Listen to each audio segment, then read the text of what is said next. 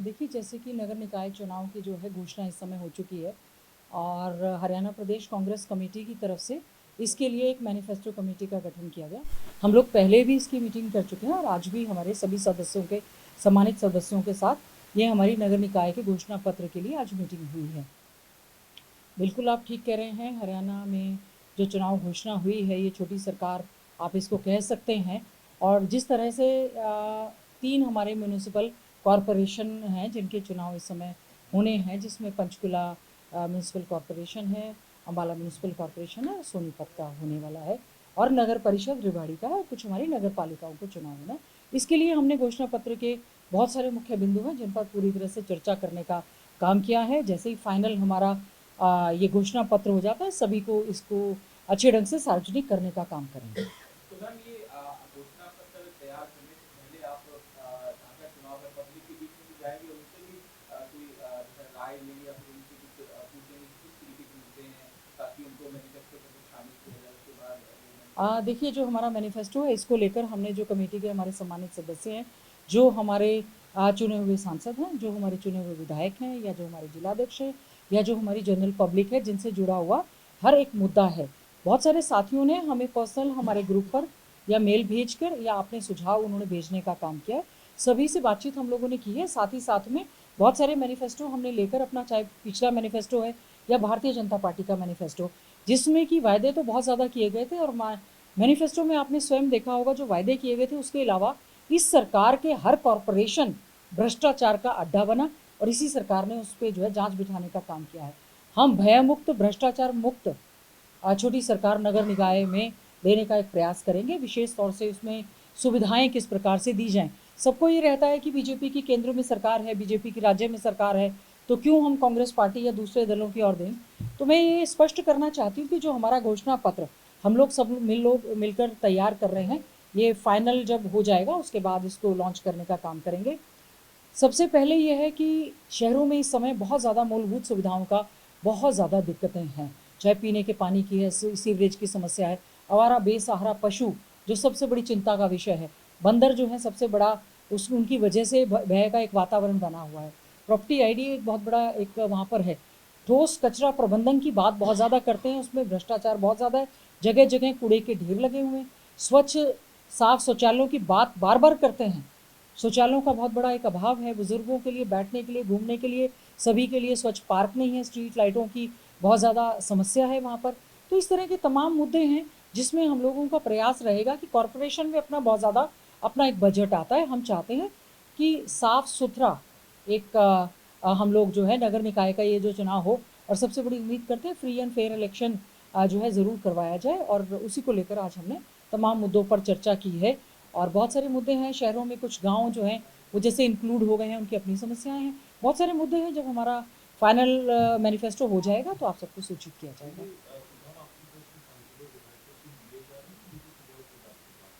देखिए, उनके सुझाव भी आए हैं, बिल्कुल उन्होंने स्वयं, क्योंकि उनके क्षेत्र में जैसे चुनाव हो रहे हैं इस समय, तो सांसदों के द्वारा स्वयं भी दिया जा रहा है।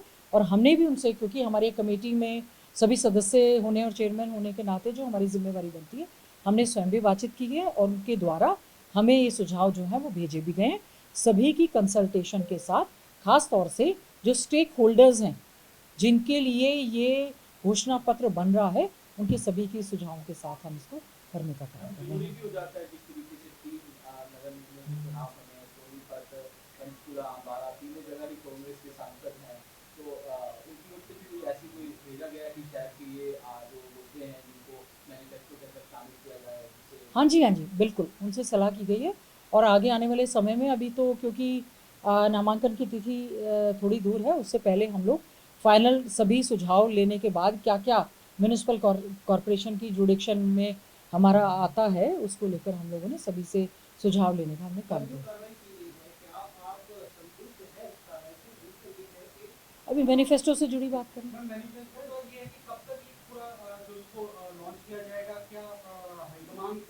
देखिए, जैसे कि जी, हरियाणा प्रदेश कांग्रेस कमेटी के द्वारा जैसे ही निकाय के चुनाव डिक्लेयर हुए उसी दिन ही हरियाणा मैनिफेस्टो कमेटी का एक गठन कर लिया गया था।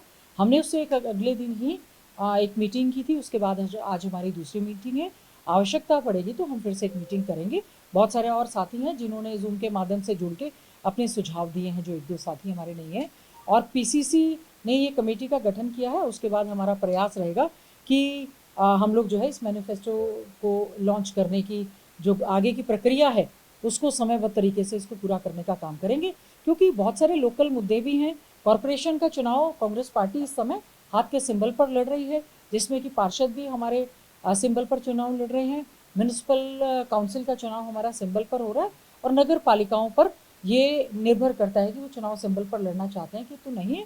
तो इसमें हमारे जो मेयर के प्रत्याशी होंगे और जो हमारे पार्षद होंगे और जो वहाँ के लोकल मुद्दे हैं, उनके साथ साथ जो लोकल मुद्दे भी हैं, अगर वो चाहते हैं तो कांग्रेस पार्टी की तरफ से हमारी कई जगह पर जो है वो कमेटीज़ जो हैं उसमें उनसे बातचीत करने के बाद कुछ मुद्दों को अगर वो चाहेंगे लोकल इश्यूज़ के हिसाब से उनको भी किया जा सकता है।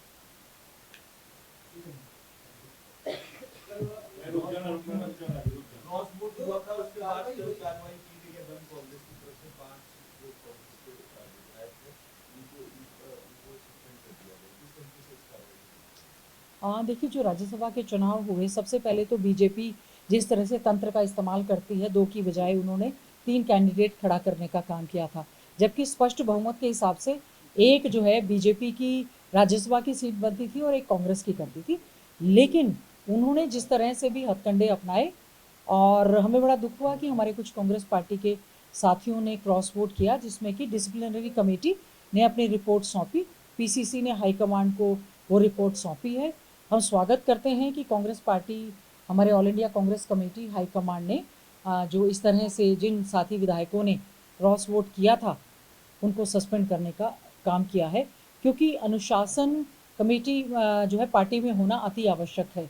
अनुशासन नहीं था, इस वजह से उनके खिलाफ जो है डिसिप्लिनरी कमेटी ने जो रिकमेंडेशन की थी उसी के अनुरूप कार्रवाई हुई, जिसमें पीसीसी अध्यक्ष, हमारे एलओपी लीडर और जनरल सेक्रेटरी इंचार्ज जो हैं उन्होंने भी इस बारे में संज्ञान लेते हुए कार्रवाई करने की मांग की थी।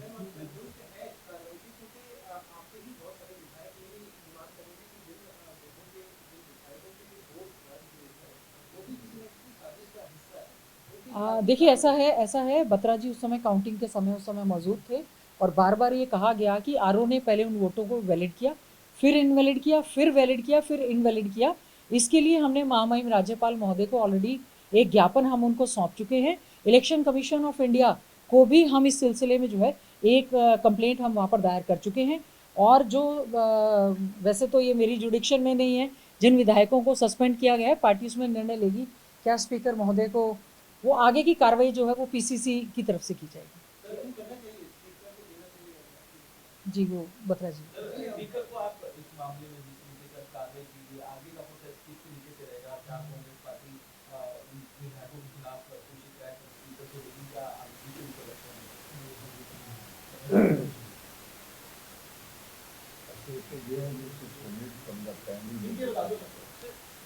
प्राइमरी मेंबरशिप से उनको सस्पेंड कर दिया गया है। सस्पेंशन ऑर्डर इमीडिएटली वो लागू हो चुका है। तो जहाँ तक उनकी सदस्यता का सवाल है, उसको विषय से अब उनको नहीं हटाया जा सकता, प्रोवाइडेड कि वो किसी स्टेज के ऊपर विप का या पार्टी के अध्यक्ष का जो विधानसभा के में जो प्रोसीडिंग होगी उसमें पार्टी के डिक्टेट्स को नहीं मानेंगे तो उनको सदस्य से हाथ धोना पड़ेगा। उस समय कार्य अगर कांग्रेस पार्टी जो भी होगा वो विधानसभा के सत्र के अंदर कोई वो पार्टी के खिलाफ जाते हैं उसमें कार्य हो गया। नो महिला आरक्षण बिल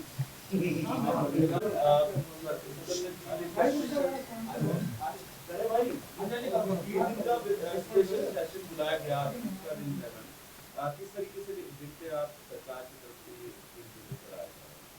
बिल? देखिए, इस समय इस बिल पर चर्चा चल रही है। नारी शक्ति वंदन बिल जो है कानून का रूप ले चुका था, और 2023 में जिस समय ये बिल इंट्रोड्यूस हुआ था, हमारे आदरणीय नेता राहुल गांधी जी ने, हमारी आदरणीय नेता श्रीमती सोनिया गांधी जी ने, समस्त विपक्ष ने एक बात कही थी कि जब आप ये कानून महिलाओं को 33% आरक्षण देने का काम जो कि लोकसभा में और राज्य की विधानसभा में होगा, तो आप इस बिल को कानून का रूप ले चुका है, आप इसको तुरंत प्रभाव से लागू करने का काम करें, क्योंकि 2024 में लोकसभा के चुनाव होने थे। उस समय कतई भी भारतीय जनता पार्टी की सरकार ने, सत्ता पक्ष ने इसको नहीं माना। और अब इस समय जबकि कई राज्यों में चुनाव चल रहे हैं, आचार संहिता लगी हुई है, आचार संहिता की धज्जियां उड़ाते हुए इलेक्शन कमीशन ने इस पर कोई ऑब्जेक्शन नहीं किया। और जबकि राज्यों में इस समय तमिलनाडु का चुनाव होना बाकी है, हमारा वेस्ट बंगाल का चुनाव होना बाकी है, असम के, पांडिचेरी और केरल के चुनाव इस समय हमारे हो चुके हैं। पहली बात तो जब कोड ऑफ कंडक्ट लगता है उस समय स्पेशल सेशन आप बुलाकर उसमें आप महिलाओं को आरक्षण देने की बात कर रहे हैं। कितनी बार हमारे देश के प्रधानमंत्री जी अपने ऊपर फूल बरसवाएंगे, आज तक हक महिलाओं को दिया नहीं गया है। और अब उसमें आप कह रहे हैं कि उस समय ये बात कही गई थी कि जो जनगणना 2011 हुई थी उसके अनुरूप जो है, इसको जनगणना तो 2011 की हमारे पास थी, 543 सीटें थी, उसमें आप 33% जो है महिलाओं को आरक्षण आप उसी समय से दे सकते थे, लेकिन इन्होंने उस समय नहीं दिया। दोबारा फिर से, क्योंकि ये कहा गया था बार बार, जो जातीय जनगणना की मांग आदरणीय हमारे नेता राहुल गांधी जी ने, हमारे आदरणीय ऑल इंडिया कांग्रेस कमेटी के अध्यक्ष माननीय मल्लिकार्जुन खड़गे जी ने, कांग्रेस ने और समस्त हमारा जो इंडिया गठबंधन था, उन्होंने जातीय जनगणना की मांग बार बार की थी कि शेड्यूल कास्ट का है, बैकवर्ड क्लास की जनगणना होनी चाहिए ताकि उनके हक मिल सके। राजनीतिक लाभ लेने के लिए उन्होंने कहा कि पहले हम हम जनगणना करवाएंगे और फिर उसके बाद एक डिलिमिटेशन कमेटी का गठन होगा और फिर जाकर 2029 में महिला आरक्षण कानून जो है अच्छी तरह से लागू होगा। ये तो सरकार ने स्वयं कहा था। अपनी बात से फिर दोबारा से पलटते हुए क्या कारण है कि अप्रैल 2 आप 16, 17 और 18 का दोबारा से एक जो है उस कानून में अमेंडमेंट तुरंत प्रभाव से आप ले आए। पहले तो आपने विपक्ष की बात को नहीं सुना, दोबारा से फिर उस पर चर्चा करवा रहे। ये साफ ही साफ जो है इस चीज़ में उनकी नीयत पर खोट नज़र आता है। और सबसे बड़ी बात, अब एक आप परिसीमन जो बिल है, डिलिमिटेशन का एक्ट भी आप लेकर आ रहे हैं। आप डिलिमिटेशन कमेटी का गठन ही नहीं करना चाहते। जब तक जनगणना 2021 में जो होनी चाहिए थी, जिसके लिए माननीय मुख्यमंत्री जी ने भी कल ही जनगणना कल से शुरू की है, जनगणना 2027, तो क्या ये आपको पहले नहीं पता था जिस समय 2023 में नारी शक्ति वंदन बिल आप लेकर आए थे? तो ये सरकार जो है, बार बार हमें बड़ी हैरानी है, इस सरकार के समय में महिलाएं अपने आप को ठगा हुआ महसूस कर रही हैं। कितनी बार रैली, जलसे, स्वागत आप करवाएंगे, हक आज तक आपने आधी आबादी को देने का काम नहीं किया है। मानव संसाधन का आधा हिस्सा महिलाओं का है, आप बार बार उनको दुखी कर रहे हैं। हमारे नेता राजीव गांधी जी ने उसी समय पंचायती राज लोकल बॉडीज में 33% लेकर आए थे और उनको हक मिल गया था। इतना ज़्यादा बड़ा बार बार ड्रामा करने की क्या आवश्यकता है आपको, जब दोबारा से फिर आप चर्चा करवा रहे हैं? और ये तो हमारे बहुत से नेता हैं, जैसे कल अखिलेश यादव जी को हम सुन रहे थे, बहुत सारे और नेताओं को सुन रहे हैं। ये भी सही बात है कि जनगणना आप करवाएंगे, तो इसमें बहुत सारे ऐसे राज्य हैं, छोटे राज्य, दक्षिण के राज्य हैं, जो कि इसमें ऑब्जेक्शन कर रहे हैं, क्योंकि उन्होंने अपनी पॉपुलेशन पर कंट्रोल किया। और जो नॉर्थ ईस्ट के राज्य हैं उनको भी इसमें घाटा होगा। और दक्षिण के राज्य जो है, पूरी तरह से आपने देखा होगा, तमिलनाडु के जो चीफ मिनिस्टर हैं उन्होंने तो इस एक्ट को फाड़कर फेंक दिया। उन्होंने इस पर चिंता व्यक्त की है, क्योंकि साउथ में ज़्यादातर भारतीय जनता पार्टी नहीं है। तो ये बहुत सोची समझी राजनीतिक साजिश के तहत ये बिल में अमेंडमेंट दोबारा से लाया जा रहा है। हमें बड़ा दुख है अभी भी सरकार की नीयत में, क्योंकि कांग्रेस पार्टी ने और पूरे सभी के सभी समूचे विपक्ष ने यूनैनिमसली इस कानून को पास करने का काम किया था। जब यूनैनिमस हो गया था और उसमें ये तय हो गया था कि जनगणना भी होगी और डिलिमिटेशन कमेटी बनेगी, उसके बाद अधिसूचना जारी होकर नए सिरे से होगा, आपने दोबारा से एक फैसला ले लिया कि जितनी भी सीटें हैं उसमें 50% आप ऐड कर देंगे। तो आपने ये जो 5 राज्यों के चुनाव हुए, इससे पहले इस तरह की अमेंडमेंट आप क्यों नहीं लेकर आए?